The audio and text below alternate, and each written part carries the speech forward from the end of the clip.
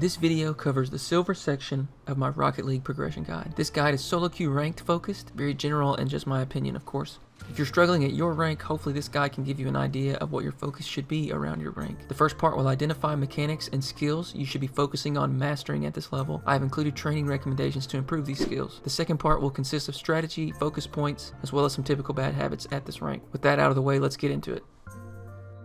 The first skill is power shots. Basically, the understanding of how to get power on the hit. This comes down to timing mostly. Hitting the ball immediately after it has bounced when it already has upward momentum is called a half volley, and is very powerful. You can certainly get powerful touches with full volleys, but that's a little more difficult. This skill also incorporates dodging, which we discussed in the bronze section of this guide. Using a dodge when contacting the ball can seriously increase the force with which you hit the ball. I recommend using the All-Star Aerial in-game training to practice this.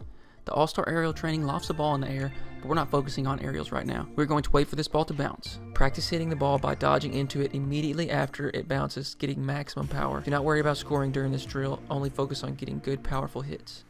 The next skill is double jump and fast aerials. Before we get into this, I want to mention the YouTube channel Rocket Science that is run by @HalfwayDeadRL on Twitter.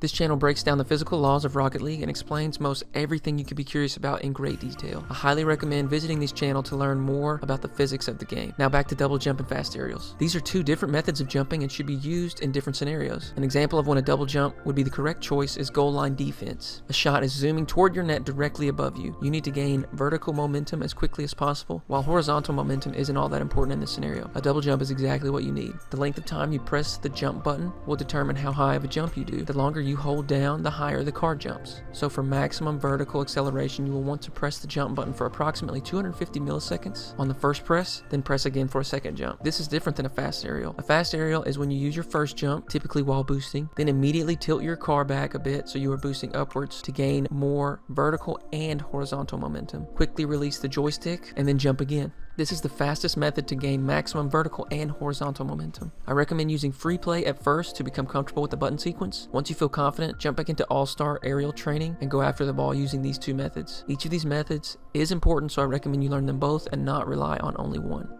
Lastly is power sliding. This is possibly the most underrated or undervalued skill in all of Rocket League. Learning to effectively use power slide can increase your speed of play exponentially. Power sliding is a great tool for quicker and more precise turning, smoother recovery, and can even help with dribbling. A great player to watch to better understand power sliding and the potential benefits of effective power sliding is King Ranny. He is a top 100 global 1v1 player and has an awesome attitude towards the game. To train this and the prior mentioned skills, I recommend something I call Boomer Ball. Boomer Ball is simply smashing the ball around free play, but with a focus on speed. You should practice power shots, double jump and fast aerials, as well as power sliding during Boomer Ball. This will help you become more comfortable with these mechanics at game speed. On to the second part of the silver section with strategy, focus points, and bad habits. These are very similar to the points I made in the bronze section because these two ranks share similar tendencies and inconsistencies amongst the players. First up is powerful touches. At this rank, players typically play relatively slow. Powerful touches can really surprise your opponents and put them in uncomfortable situations.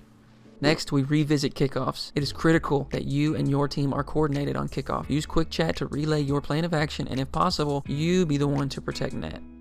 Third up is spacing. Spacing is crucial in Rocket League. There are only 2 or 3 players on a team. This means if all 3 players are in the same area on the field, that team does not have much of the field covered. This leaves major opportunities for counterattacks and random mishaps. With proper spacing, you will find your team giving up less lucky goals.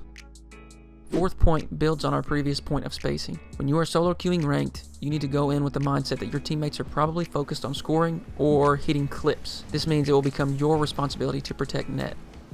Final strategy is to play within your mechanics. While mechanics have certainly improved from bronze, we still have a long way to go before we are landing advanced flicks and ceiling shots. Focus on the basics for now and you will win more. Moving on to bad habits. As I stated in the bronze video, you may see some repeating bad habits throughout this guide. Well, silver is actually identical to bronze. This is because the players at these ranks are relatively similar in terms of mechanics and decision making, which leads these players to fall into the same bad habits. First is always accelerating. This is a habit that we all have when we began Rocket League. Letting off accelerate and even using your brake or reverse can be very beneficial. 2 is only using ball or car cam. I've seen players post clips on Reddit over the past 3 years that have achieved diamond or even higher using only one of these cameras. While this means it's possible to climb with only using one, I do not recommend it. There are good and bad times for both cameras which is why you want to be comfortable using both. 3 is ball chasing, the cardinal sin of Rocket League. This happens at all ranks, and you could be ball chasing without even realizing it. Though, if you focus on spacing like we discussed earlier, you should be able to avoid this. 4, overcommitting or extending. This probably falls under the umbrella of ball chasing, but I wanted to touch on it anyways. If your teammates are pushed up the field, it is probably best to play cautious and not commit completely to offense. This will result in less counterattack goals for your opponents.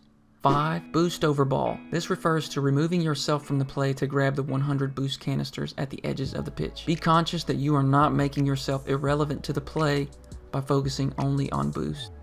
6, raging. I don't think I need to say much about this besides pointing out just how important the mental side of Rocket League or any competition is. When you become angry, your decision making worsens and you notice every little mishap. You must learn to remain calm while playing, and if you feel yourself becoming frustrated, then take a break or jump into a more casual or fun playlist.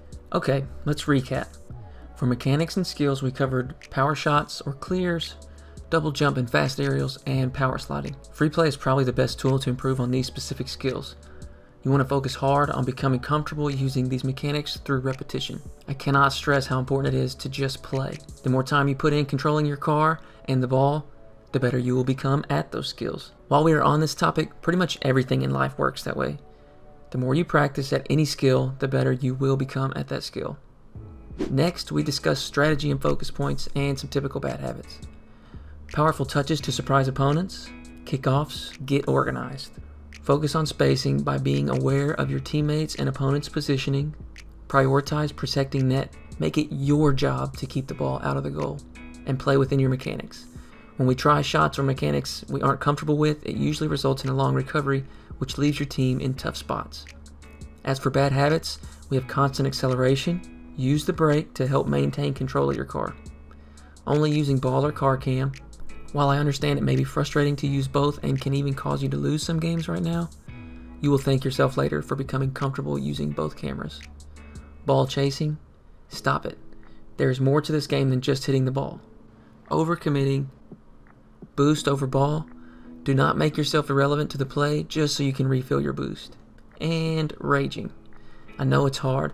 I fall victim to it at times as well, but you must do your best to maintain composure if you want to win.